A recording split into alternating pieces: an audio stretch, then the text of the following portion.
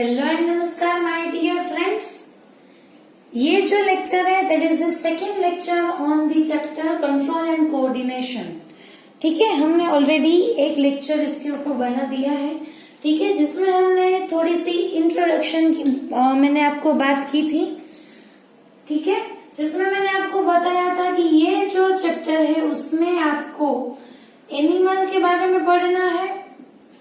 ठीक है, and plant के बारे में भी पढ़ना है। क्लियर है बेटा इतना कि एनिमल जो है कैसे अपनी बॉडी को, सारी सिस्टम को और जो आउटसाइड एनवायरनमेंट में जो रिस्पॉन्स आते हैं, जो चेंजेस आते हैं, उससे कैसे कंट्रोल एंड कोऑर्डिनेटेड वे में वर्क करता है। ठीक है, सो इसके लिए एनिमल में दो सिस्टम अवेलेबल है। One is nervous system and second is endocrine system.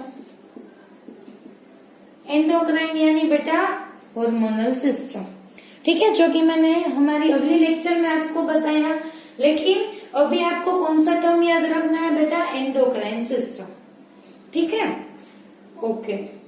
अभी नर्वस सिस्टम जो है वो इलेक्ट्रिक मैसेज पास करता है इलेक्ट्रिकल वे में एंड पर्टिकुलर रिस्पॉन्स को जनरेट करता है। और ये जो है ये क्या करता है बेटा? केमिकल रिलीज करता है और उसकी एक्शन दिखाता है। ठीक है, ये जो बातें मैंने आपको बताई थी इसके बारे में जो थोड़े से एग्जांपल्स मैंने आपको बताए थे।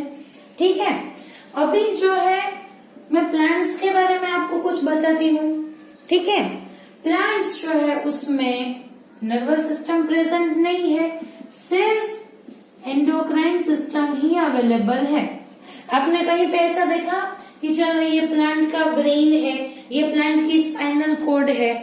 ठीक है, ये प्लांट ब्रेन से सोच रहा है, उसका दिमाग लगा रहा है, ऐसा कुछ आपने देखा कहीं पे? ठीक है, प्लांट में ऐसा कुछ नहीं रहता। ठीक है, हम एनिमल्स में है कि चलो भाई ये ब्रेन है, ये स्पाइनल कॉर्ड है। ठीक है, जिससे हमारी नर्वस सिस्टम बनती है। आपको मालूम है बेटा, मैंने आपको CNS, PNS के बारे में बताया था। ठीक है, सो ये सारी चीजें मिलके नर्वस सिस्टम फॉर्म होती है। लेकिन प्लांट में ऐसा कुछ तो है नहीं, यानी कि प्लांट में नर्वस सिस्टम प्रेजेंट नहीं है। ठीक है, फिर जो प्लांट है वो कैसे अपनी जो सारी जो फंक्शंस है, सारी वर्क उसका जो रहता है वो कोऑर्डिनेटेड मैनर में करता है। कैसे करता है? बाय हार्मोनल सिस्टम और यू कैन से एंडोक्राइन सिस्टम। ठीक है, अभी आप देख लो, मैं थोड़ा सा आपको एग्जांपल्स बताती हूँ। ठीक है, कि जो प्लांट है वो पर्टिकुलर टाइम पे ही ग्रो होता है। आपको मालूम है कि स्प्रिंग की सीजन आते ही कैसे सारे प्लांट्स खिल जाते हैं। ठीक है, ऑटम में कैसे सारे जो उसके लीव्स है वो ऐसे फॉल ऑफ हो जाते हैं। ठीक है, ऑन अ पर्टिकुलर टाइम कैसे कोई सीड जो है, छोटा सा सीड जो है वो कैसे जर्मिनेट कर जाता है और उसमें से बड़ा सा प्लांट बन जाता है। क्लियर है बेटा इतना? कैसे प्लांट में ऑन अ पर्टिकुलर टाइम उसमें फ्रूट आते हैं, कैसे उसमें रिप्रोडक्शन की जो सारी प्रोसेस होती है। ठीक है, कि चलो पोलन ग्रेन आई, फिर पिस्टिल के ऊपर चिपक गई। ठीक है, फिर उसमें से फर्टिलाइजेशन की प्रोसेस हुई, फिर फ्लावर बना, जो अलग अलग कलर्स के जो फ्लावर्स रहते हैं। ठीक है, फिर उसमें से फ्रूट जनरेट हुआ। ठीक है, सो ये जो सारी प्रोसेस है, प्लांट की हाइट जो है, कई सारे प्लांट्स आप देख लो कि उसकी हाइट बहुत लंबी होती है और कई सारे छोटे छोटे रहते हैं। ठीक है, और कई सारे प्लांट्स के हमने लीव्स के कलर भी देखे होंगे। ठीक है, कि अलग अलग कलर के लीव्स भी आते हैं। सो ये जो सारी प्रोसेस है वो कंट्रोल्ड मैनर में रहती है। क्लियर है बेटा इतना? सो ये ऐसा क्यों है कंट्रोल्ड मैनर में? क्योंकि उसमें एंडोक्राइन सिस्टम प्रेजेंट है, यानी कि हार्मोनल सिस्टम प्लांट में प्रेजेंट है। कैसे आपने सनफ्लावर को देखा है, जिस डायरेक्शन में सन प्रेजेंट रहता है उसी डायरेक्शन में वो अपना मुंह कर लेता है। ठीक है, कैसे आप टच मी नॉट जो मिमोसा प्लांट है उसे टच करते हो वैसे ही वो बंद हो जाता है। ठीक है। सो ये सारी जो प्रोसेस है, प्लांट की जो सारी मूवमेंट है, वो कंट्रोल्ड मैनर में हार्मोनल सिस्टम रखता है। ठीक है। ये क्या करता है बेटा, सेम जैसे एनिमल में केमिकल रिलीज करता है एंडोक्राइन सिस्टम में। ठीक है। और ये जो केमिकल है वो पर्टिकुलर जगह पे जाके रिस्पॉन्स शो करते हैं। यहाँ पे थोड़ा सा चेंज है बेटा। मैंने आपको यहाँ पे क्या बताया था कि लेटर लिख कौन रहा है, एंडोक्राइन ग्लैंड। अगर आप एनिमल की बात करते हो सो उसमें एंडोक्राइन ग्लैंड प्रेजेंट थे बेटा, जो कि ये केमिकल यानी कि जो हार्मोन है वो रिलीज करती है। ठीक है। और ये केमिकल जो है वो ब्लड लेके पर्टिकुलर साइट पे या पर्टिकुलर सिस्टम के पास जाता है। ठीक है। सो यहाँ पे क्या है बेटा, प्लांट में ऐसी कोई ग्लैंड प्रेजेंट नहीं है। मैंने आपको बताया था कि हमारी बॉडी में 9 ग्लैंड्स प्रेजेंट रहती है, जिसमें मैंने आपको पेनक्रिएटिक ग्लैंड का एग्जांपल बताया था। ठीक है। लेकिन प्लांट्स जो है उसमें ऐसी कोई ग्लैंड प्रेजेंट रहती नहीं है। प्लांट में क्या रहता है बेटा, पर्टिकुलर टाइप के सेल्स होते हैं। ठीक है। रूट सेल है, चलो शूट सेल है। सो ये जो सारे जो ग्रुप ऑफ सेल यानी कि जो डिफरेंट टाइप के सेल्स रहते हैं पर्टिकुलर, वो ये केमिकल रिलीज करते हैं। और ये जो केमिकल है वो प्लांट की जो पर्टिकुलर साइट होती है वहां तक पहुंच जाता है। ठीक है। यहाँ पे ब्लड जो था वो लेके जा रहा था, आपको याद है बेटा, ब्लड जो है वो ये केमिकल लेके पास कर रहा था। प्लांट में रहता है ब्लड, आपने देखा है प्लांट को ब्लड निकल रहा है? नहीं देखा ना। ठीक है। सो प्लांट में क्या है बेटा, ये जो केमिकल है वो पर्टिकुलर सेल्स जो है वो रिलीज करते हैं, और वहां से जो उसमें स्पेस रहती है और ये जो ट्रेकियाट्स एंड वेसल्स है उसमें जो मूवमेंट हो रही है उसके साथ साथ ये सारे हॉर्मोन्स भी मूव कर जाते हैं। ठीक है। इसमें ऐसा कुछ पर्टिकुलर नहीं है बेटा, ऐसा कुछ पर्टिकुलर पोस्टमैन नहीं है। ठीक है। ऐसे ही चलो देख लो कि बस जा रही है, फिर उसमें आप लेटर छोड़ दो, सो वो बस जहाँ जा रही है वहां पे लेटर पहुंच जाएगा हमारा। ठीक है। सो इसी तरीके से यहाँ पे ये जो केमिकल है उसकी मूवमेंट के लिए कोई पर्टिकुलर ऐसा पोस्टमैन अवेलेबल नहीं है। ये केमिकल ऐसे ही जो सारी मटेरियल्स जो पास हो रही है प्लांट में उसके साथ साथ ये केमिकल जो है वो भी मूव कर जाएगा एट द पर्टिकुलर साइट। ठीक है। जहाँ पे उसको रिस्पॉन्स दिखाना है वहां पे।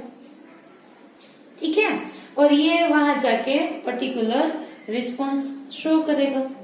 सो इस तरीके से प्लांट में भी एंडोक्राइन सिस्टम अवेलेबल रहती है। क्लियर है बेटा? इतना बहुत इजी है। सो ये जो सारी बातें हमने की वो हमने थोड़ी सी बेसिक चीजें मैंने आपको बताई। अभी ये सारी यहाँ पे जो मैंने लिख के रखी है उसके बारे में हमें डिटेल में पढ़ना है, तभी आप एग्जाम में कुछ लिख सकते हो। ठीक है। ऐसे स्टोरी बना के तो नहीं लिख सकते, ऐसे आप समझ सकते हो। ठीक है। और समझना बहुत इम्पोर्टेंट है। अभी हमने समझ लिया, अभी थोड़ा सा डिटेल में पढ़ना है ना। ठीक है। तो ये जो सारी सिस्टम है उसके बारे में बहुत ही अच्छे से आराम से हम डिटेल में पढ़ लेते हैं।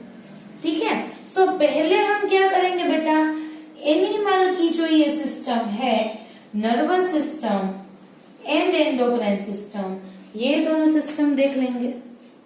ठीक है। उसके बारे में डिटेल में, और उसके बाद प्लांट की जो ये एंडोक्राइन सिस्टम है उसके बारे में पढ़ेंगे। ठीक है। पहले हम एनिमल की ये जो सिस्टम है नर्वस एंड एंडोक्राइन उसके बारे में पढ़ते हैं, फिर प्लांट में जो एंडोक्राइन सिस्टम है उसके बारे में पढ़ेंगे। क्लियर है बेटा इतना? सो पहले हम नर्वस सिस्टम से स्टार्ट करते हैं, जो कि इलेक्ट्रिकली जो मैसेज है वो पास करता है। ठीक है। So let's start with the nervous system. आपको कितना याद है बेटा? थोड़ा सा याद आपको होगा, मैंने जो आपको बताया था, नहीं थोड़ा सा नहीं, पूरा याद होगा कि जो नर्वस सिस्टम है उसके कंपोनेंट सीएनएस है एंड पीएनएस है। ये जो है वो लेटर लिखता है, सारी जो प्रोसेसिंग की जो चीजें रहती है वो CNS परफॉर्म करता है। इसमें है बेटा ब्रेन एंड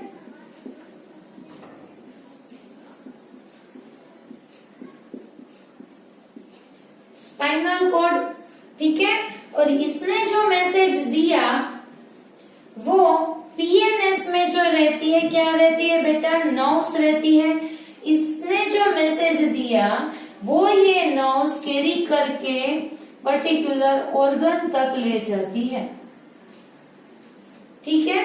इतना क्लियर है बेटा? ओके। सो अभी नर्वस सिस्टम में हमें 3 चीजें पढ़नी है। कितनी? सिर्फ 3। फिर नर्वस सिस्टम खत्म।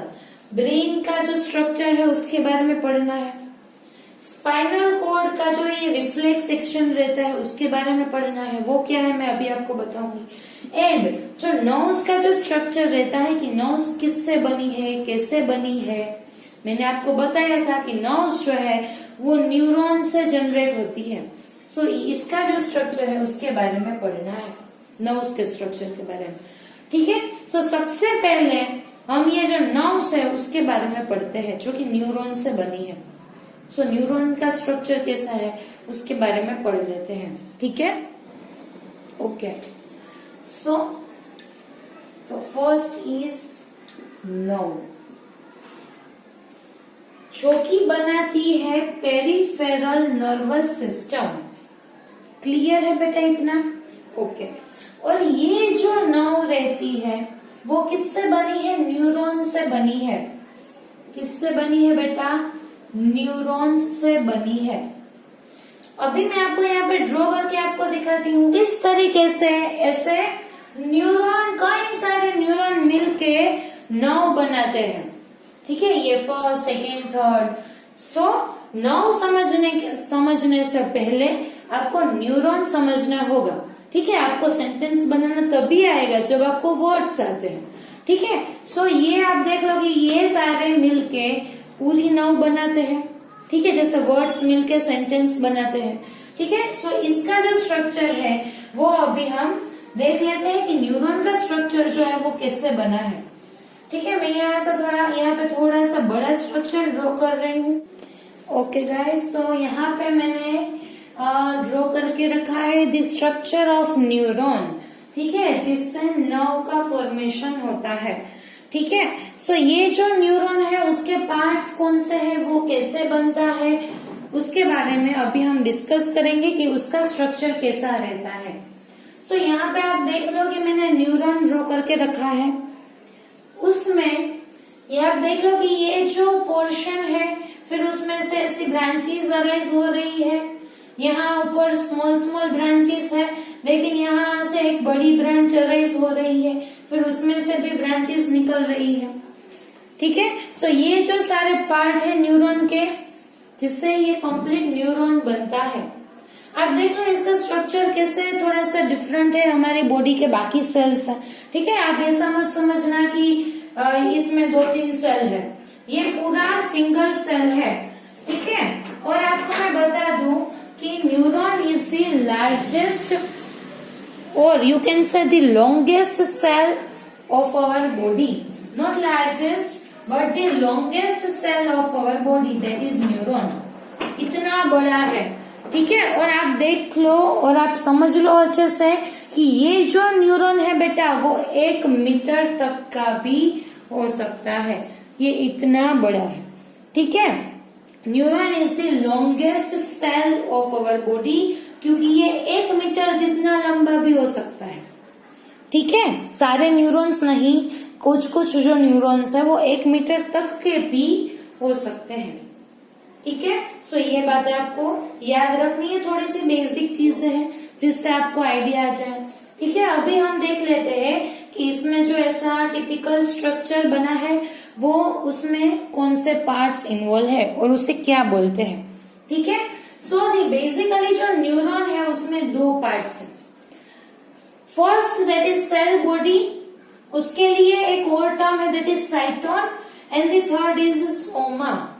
क्या है बेटा? सेल बॉडी, साइटोन, सोमा, ये 3 टर्म है, ठीक है। And the second that is cell processes.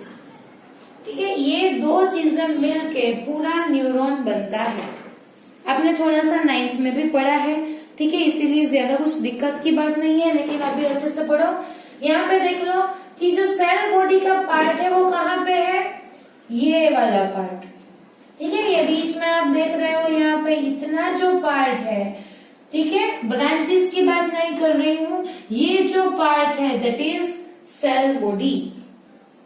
Clear है बेटा, मैंने यहाँ पे लेबल भी किया है कि ये जो पार्ट है दैट इज सेल बॉडी। और ये जो सेंट्रल पार्ट में से जो सारी ब्रांचेस निकल रही है, यहाँ पे छोटी छोटी, यहाँ पे बड़ी वाली, इसे क्या बोलते हैं बेटा, सेल प्रोसेसेस। ये सेल बॉडी है और उसमें से जो ब्रांचेस अराइज हो रही है उससे बोलते हैं सेल प्रोसेसेस। ये छोटी छोटी और ये बड़ी वाली। क्लियर बेटा इतना। अभी हम ये ब्रांचेस आप देख लो, उसमें भी दो तरीके की रहती है, one is dendron and second is axon. Cell body में से जो ये छोटी छोटी ब्रांचेस अराइज हो रही है उसे हम बोलते हैं डेंड्रॉन।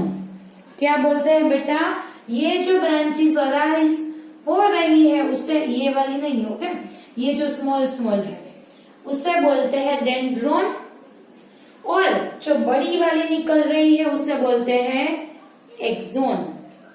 क्लियर बेटा इतना। दो तरीके की ब्रांचेस अराइज हो रही है सेल बॉडी में से, छोटी वाली डेंड्रॉन, बड़ी वाली एक्सोन। अभी देख लो, छोटी है लेकिन नंबर ज्यादा है डेंड्रॉन के, लेकिन एक है लेकिन बड़ी है। ठीक है, छोटी छोटी यानी कि जो डेंड्रॉन की जो साइज रहती है वो छोटी रहती है, और एक्सोन जो एक ही है लेकिन बहुत बड़ी है, काफी है। ठीक है, इन सबको। ठीक है, सो ये जो एक्सोन है वो बड़ी रहती है। अभी डेंड्रॉन में से देख लो क्या निकल रही है, डेंड्राइट्स। सेल बॉडी में से ये डेंड्रॉन निकल रही है। अभी डेंड्रॉन में भी देख लो, ऐसी डेंड्रॉन में से भी छोटी छोटी ब्रांचेस अराइज हो रही है। जैसे रहता है ना एक मेन जो कि है, नहीं आपने अभी पढ़ा रेस्पिरेशन में, ठीक है, कि ट्रेकिया रहती है, फिर उसमें से ब्रोंकाई अराइज हो रही है, then primary bronchi, secondary bronchi, tertiary bronchi, then bronchioles, कैसे छोटी छोटी हो जाती है। अगर आप रूट में देख लो तो रूट सिस्टम में कैसा रहता है, एक है, फिर उसमें से कितने सारे पतले पतले ऐसे रूट की जो ब्रांचेस निकलती है, फिर उसमें से उसमें से और ज्यादा पतले निकलते हैं। ठीक है, सो ये जो सारी ब्रांचेस कैसे अराइज हो रही है रूट में, रूट सिस्टम में, ठीक उसी तरह जो डेंड्रॉन रहते हैं उसमें से भी छोटी छोटी ब्रांचेस अराइज हो रही है। ठीक है, ऐसे ब्रांचेस कितनी सारे डेंड्रॉन्स में से। ठीक है, सो ये जो ब्रांचेस ये निकल रही है उसे बोलते हैं डेंड्राइट्स, जो कि मैंने यहाँ पे लेबल करके रखा है। ठीक है, कितना इजी है। डेंड्रॉन में से जो निकल रही है उसे बोलते हैं डेंड्राइट्स। ठीक है, and the dendrites have receptor. अभी ध्यान देना बेटा, यहाँ पे ये जो डेंड्राइट्स है उसके ऊपर रिसेप्टर्स प्रेजेंट रहते हैं। ठीक है, अभी रिसेप्टर क्या करते हैं बेटा, किसी भी सिग्नल को रिसीव करते हैं। रिसेप्टर किसे बोलते हैं बेटा, जो रिसीव करता हो उसे रिसेप्टर बोलते हैं। और ये जो रिसेप्टर है वो क्या करते हैं, मैसेज को, किसी स्टिम्युलस को, किसी एनवायरमेंटल चेंज को रिसीव करते हैं और फिर आगे की साइड पास करते हैं। अभी मैं आपको उसका एग्जाम्पल बताऊंगी, लेकिन थोड़े से और पार्ट्स पहले हम देख लेते हैं कि कैसे ये रिसेप्टर्स वर्क करते हैं। ठीक है, सो इसके ऊपर जो रिसेप्टर रहते हैं वो मैसेज को रिसीव करते हैं और आगे की साइड सेल बॉडी को पास करते हैं। ठीक है, अभी सेल बॉडी में जो मैसेज आया वो उसे आगे पास करेगा किसमें, एक्सोन में। पहले हम एक्सोन का स्ट्रक्चर देख लेते हैं बेटा। जो मेन बड़ी वाली ब्रांच निकल रही है सेल बॉडी में से, ठीक है, लंबी वाली, उसे एक्सोन बोलते हैं। फिर एक्सोन के स्ट्रक्चर में ऐसा क्या है बेटा, ये जो है वो एक्सोन है। ठीक है, अभी आप देख लो कि एक्सोन जो है उसके दोनों साइड ऐसा कुछ कवर करके रखा है। देख सकते हो आप बेटा, ये जो बीच का जो है दैट इज एक्सॉन। इसमें थोड़ा सा मैं आपको कलर कर देती हूँ, ठीक है। ये जो है बीच में,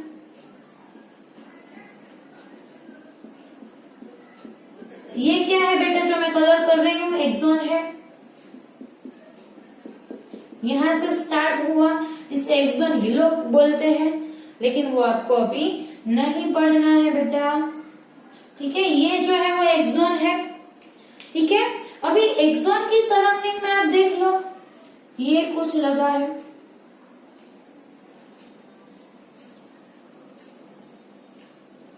जिसमें मैंने रेड कलर करके आपको दिखाया है, ठीक है। ये क्या है बेटा,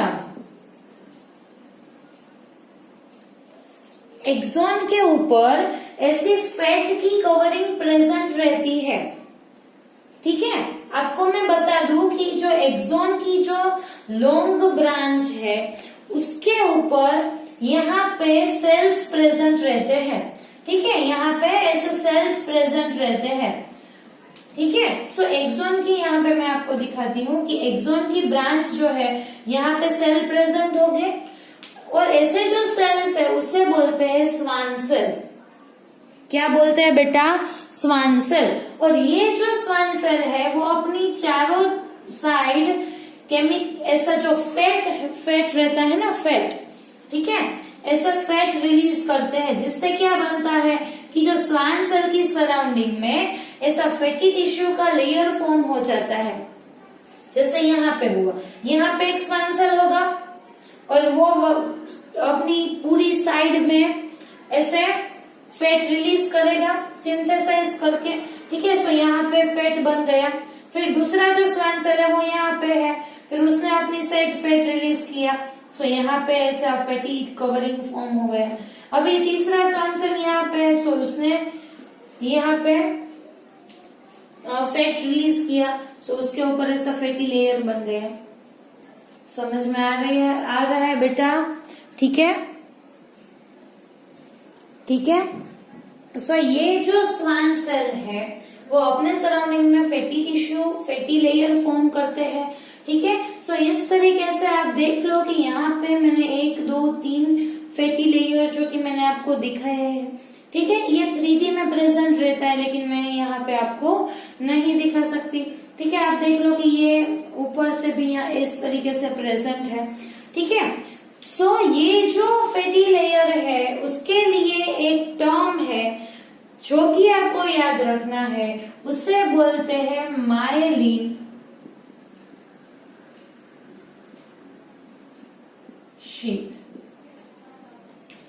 क्या बोलते हैं बेटा, मायलिन शीथ। यानी कि यहाँ पे जो स्वान सेल होगा उसने fatty tissue, fatty layer release की, ठीक है, फैटी मटेरियल, और ये यहाँ पे डिपॉजिट हो गया। और ये जो डिपॉजिट हुआ, ये वाला जो रेड कलर का पोर्शन है उसे बोलते हैं मायलिन शीथ। ये न्यूरॉन की, ये एक्सॉन की लॉन्ग ब्रांच पे मायलिन शीथ प्रेजेंट रहते हैं, ठीक है। यहाँ पे आप देख लो 1 2 3 ऐसे मायलिन शीथ प्रेजेंट रहते हैं, ठीक है। ऐसा क्यों बेटा मायलिन शीथ? आपको मालूम है बेटा, हमारे जो न्यूरॉन है that are very very important for us, ठीक है। इसमें कहीं पे भी कुछ भी डैमेज आ गया देन क्या होगा, हमारा जो पार्ट है बॉडी का वो फंक्शन करने बंद कर देगा, ठीक है। न्यूरॉन को डैमेज हुआ, वो सबसे बड़ा डैमेज होगा हमारे लिए, क्योंकि इससे रिलेटेड जो बॉडी के पार्ट्स है उसमें सिग्नल पास नहीं होंगे, फिर वो प्रॉपर वर्क नहीं कर पाएगा, ठीक है। सो न्यूरॉन को किसी भी हालत में डैमेज नहीं होने देना है, ठीक है। और न्यूरॉन में आप देख लो कि सबसे जो लॉन्ग ब्रांच है दैट इज एक्सॉन, यानी कि डैमेज होने के ज्यादा से ज्यादा चांसेस किससे रहेंगे बेटा, एक्सॉन को होंगे, ठीक है। सो इसकी वजह से ये एक्सॉन के ऊपर मायलिन शीथ जो कि फैटी मटेरियल का बना है वो प्रेजेंट होगा, जिससे क्या होगा बेटा, ये मायलिन शीथ जो है वो ये एक्सॉन को इंसुलेशन प्रोवाइड करेगा, यानी कि और प्रोटेक्शन भी प्रोवाइड करेगा इंसुलेशन क्या है बेटा, आपको मालूम है। अगर आप थर्मोस ले आते हो, फिर उसमें से आप गर्मा गर्म आपकी जो टी है या फिर जो कॉफी है, जो भी आपको पसंद है, हमें तो टी ही पसंद है, ठीक है, आपने थर्मोस में जो टी भर के रखी है, ठीक है, फिर क्या होगा, आप उसका जो पर्टिकुलर टाइम रहता है उतने तक में वो गर्म की गर्म रहेगी। क्यों ऐसा? क्योंकि जो थर्मोस का जो मटेरियल है वो कैसा है बेटा, इंसुलेटिंग मटेरियल है, वो हीट को बाहर निकलने नहीं देता, इंसुलेशन प्रोवाइड करता है। और आप देख लो, जो फैटी लोग रहते हैं, ठीक है, जो थोड़े से हेल्दी होते हैं, उसे ज्यादा ठंडी नहीं लगती। ऐसा क्यों बेटा? क्योंकि उसकी बॉडी में फैट का लेयर बना हुआ है, ठीक है। सो क्या होगा बेटा, उसे ठंडी नहीं लगेगी, वो बॉडी को इंसुलेशन प्रोवाइड करेगा, ठीक है। और जो पतले रहते हैं उसे ज्यादा ठंड लगती है, ठीक है। आप यहाँ पे देख लो, वैसे ही ये जो एक्सोन है उसके ऊपर माइलिन शीट प्रेजेंट है, जो कि इसे इंसुलेशन प्रोवाइड करेगी। किससे इंसुलेशन प्रोवाइड करेगी? जो बॉडी में चेंजेस आते हैं और जो ऐसे फैक्टर्स रहते हैं, ठीक है, जिससे इसको डैमेज होने के चांसेस ज्यादा है, उससे ये माइलिन शीट उससे प्रोटेक्ट करेगी और इंसुलेशन भी प्रोवाइड करेगी। क्लियर है बेटा इतना? इंसुलेशन का जो फंक्शन है माइलिन शीट का ये, ठीक है। अभी देख लो कि ये जो माइलिन शीट है वो सारी जगह पे प्रेजेंट नहीं है। आप देख लो, बीच में गैप है जहाँ पे ये माइलिन शीट प्रेजेंट नहीं है। यहाँ पे देख लो, यहाँ पे गैप है, यहाँ पे गैप है, यहाँ पे है, फिर यहाँ पे भी प्रेजेंट नहीं है। ऐसा क्यों? क्योंकि स्वान सेल ने अपने पर्टिकुलर एरिया में ही माइलिन शीट बना के रखी है, फिर यहाँ पे तो माइलिन शीट बनी ही नहीं, यानी कि यहाँ पे गैप रह गया बीच में, दो माइलिन शीट के बीच में गैप है ना, ठीक है। यहाँ पे मैंने रेड कलर का नहीं बनाया है, उसे क्या बोलते हैं बेटा, नोड ऑफ रेनवियर। जहाँ पे माइलिन शीट एब्सेंट रहती है उसे बोलते हैं नोड ऑफ रेनवियर, ठीक है, जो कि मैंने यहाँ पे लेबल करके रखा है, ठीक है। सो ये सारे जो नोड ऑफ रेनवियर, क्लियर है बेटा इतना? सो एक्सोन, उसके ऊपर स्वान सेल जिसने बना ली माइलिन शीट, और जहां पे एब्सेंट थे माइलिन शीट उसे बोल दिया नोड ऑफ रेनवियर। अभी आपको लगेगा कि ऐसा क्यों है मैडम, ऐसा स्ट्रक्चर क्यों है, क्यों कंटिन्यूएशन में माइलिन शीट नहीं है? वो सारी बातें मैं आपको फंक्शंस जब मैं आपको इसका बताती हूँ तभी बताऊंगी, ठीक है। पहले सारे स्ट्रक्चर्स आपको क्लियर होने चाहिए, ठीक है। फिर यहाँ पे देख लो, ये जो पोर्शन है दैट इज एक्सोन टर्मिनल, क्योंकि ये टर्मिनल यानी कि एंड पार्ट है। ये जो यहाँ से ब्रांचेस निकली, और ये जो पोर्शन है दैट इज एक्सोन टर्मिनल।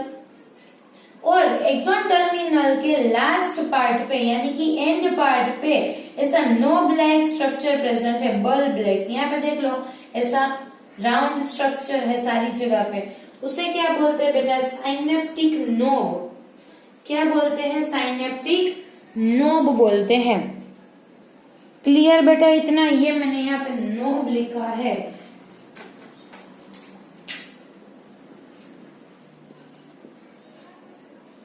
ठीक है।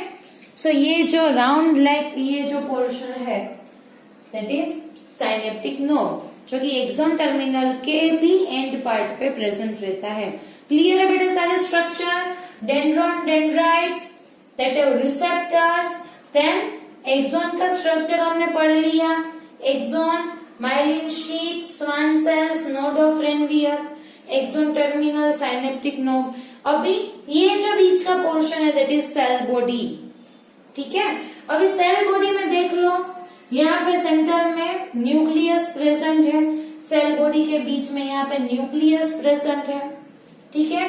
फिर साइटोप्लाज्म प्रेजेंट होगा, और जो सारी ऑर्गेनल्स जो एक सेल में होती है वो सारी ऑर्गेनल्स यहाँ पे होगी। माइटोकॉन्ड्रिया ले लो, एंडोप्लाज्मिक रेटिक्यूलम ले लो, क्लोरोप्लास्ट नहीं लेना, ठीक है, क्योंकि आप दिमाग में रखना, क्योंकि वो तो प्लांट में प्रेजेंट रहता है, ठीक है, ओके।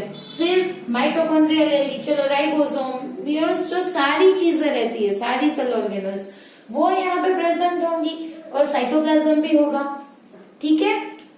लेकिन एक जो सेल ऑर्गेनल है दैट इज सेंट्रियोल, वो यहाँ पे प्रेजेंट नहीं रहती। Except centriole all the organelles are present in the cytoplasm of cell body except one that is centriole. ठीक है, अभी ऐसा क्यों है बेटा, सेंट्रियोल प्रेजेंट नहीं है? ठीक है, यहाँ पे ध्यान देना, सेंट्रियोल क्यों प्रेजेंट नहीं है? अभी आप देख लो कि न्यूरॉन जो है वो आफ्टर बर्थ, हमारी बॉडी के सारे सेल्स है बराबर, ठीक है बेटा, हमारे बॉडी के में कितने सारे सेल्स रहते हैं, ठीक है। पहले आप देख लो कि आपकी हाइट छोटी सी होगी, आप इतने से दिखते हो पहले, अभी आप, ठीक है, ये थोड़ा ज्यादा छोटा हो गया, कोई बात नहीं।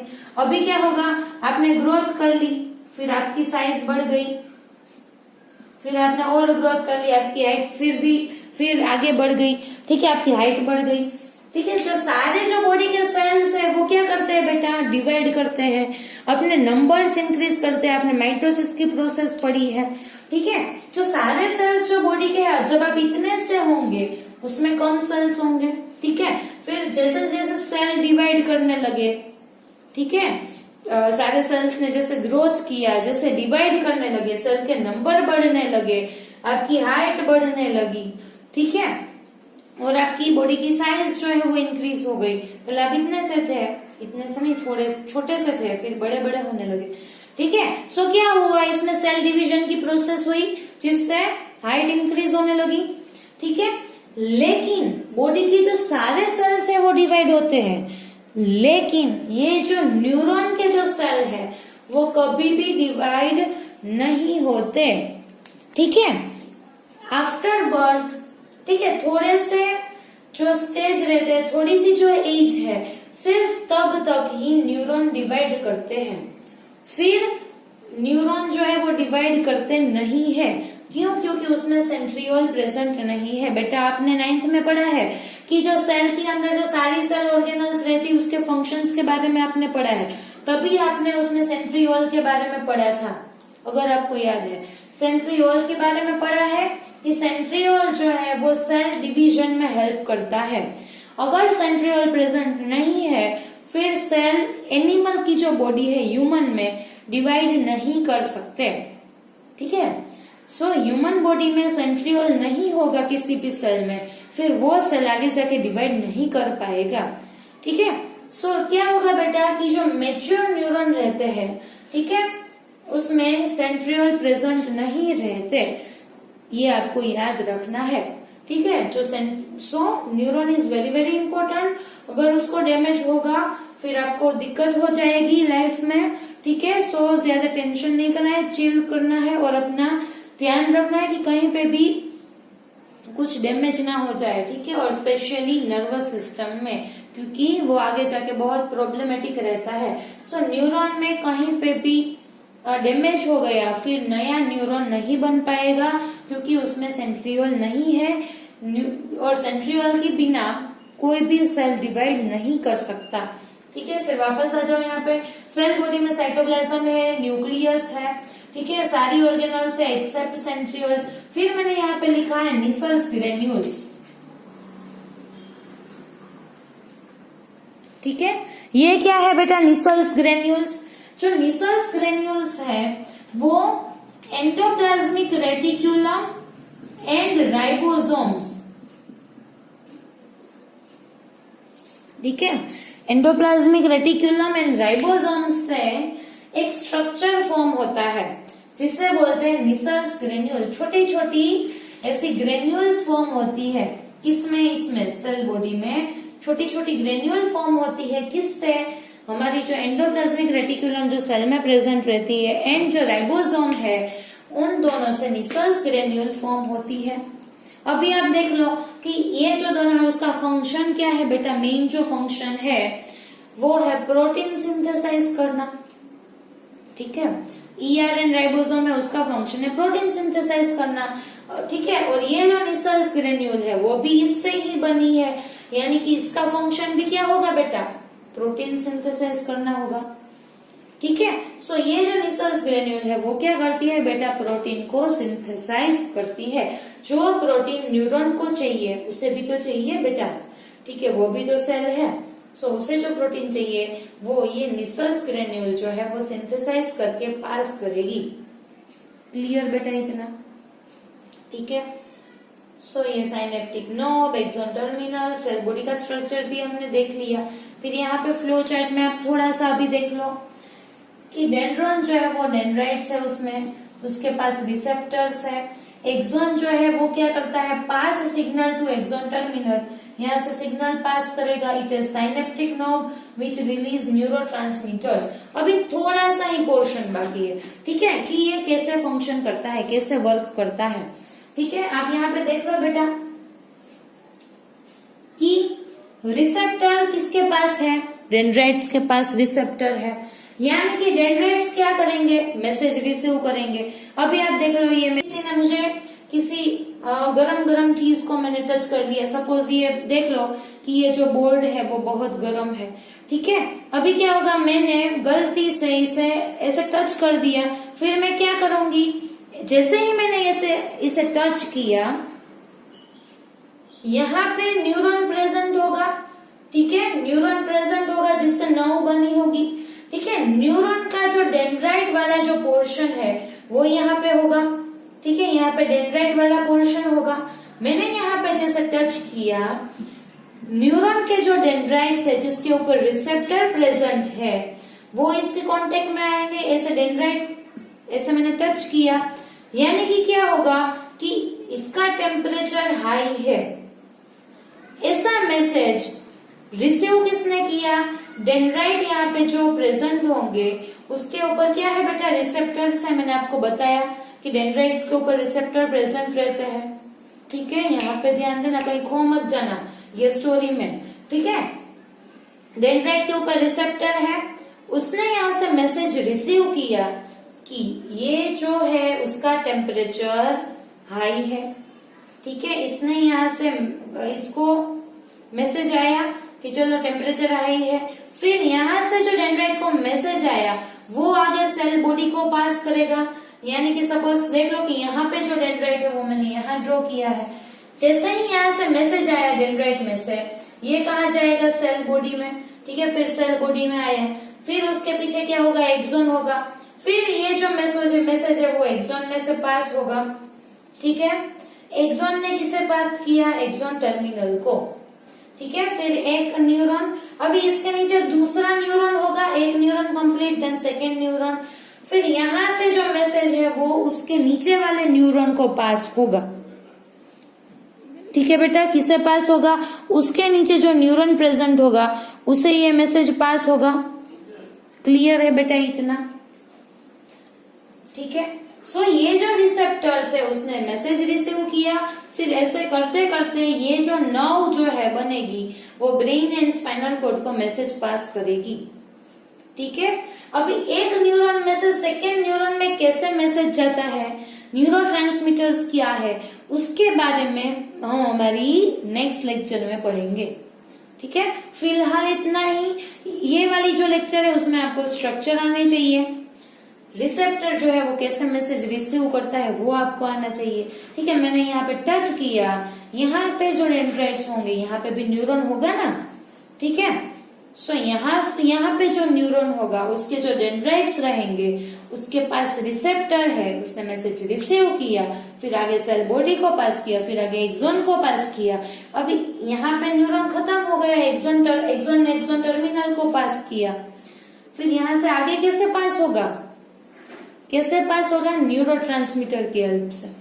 लेकिन वो जो मैकेनिज्म है वो हम नेक्स्ट लेक्चर में कर लेंगे, ठीक है।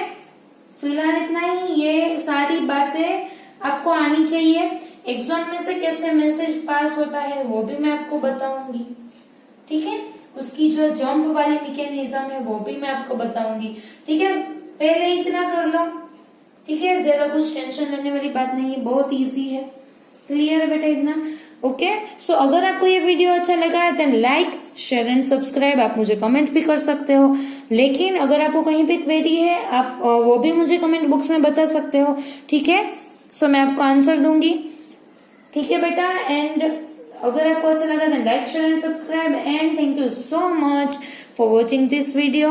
एंड जो आपका जो रिस्पॉन्स रहता है बेटा वो मुझे बहुत एनर्जी देता है। आपके जो क्वेश्चंस है, ठीक है, उससे मुझे एनर्जी मिलती है, बहुत मजा आता है कि चलो आप अच्छे से पढ़ रहे हो, ठीक है। सो कमेंट करते रहना, और thank you so much for watching this video.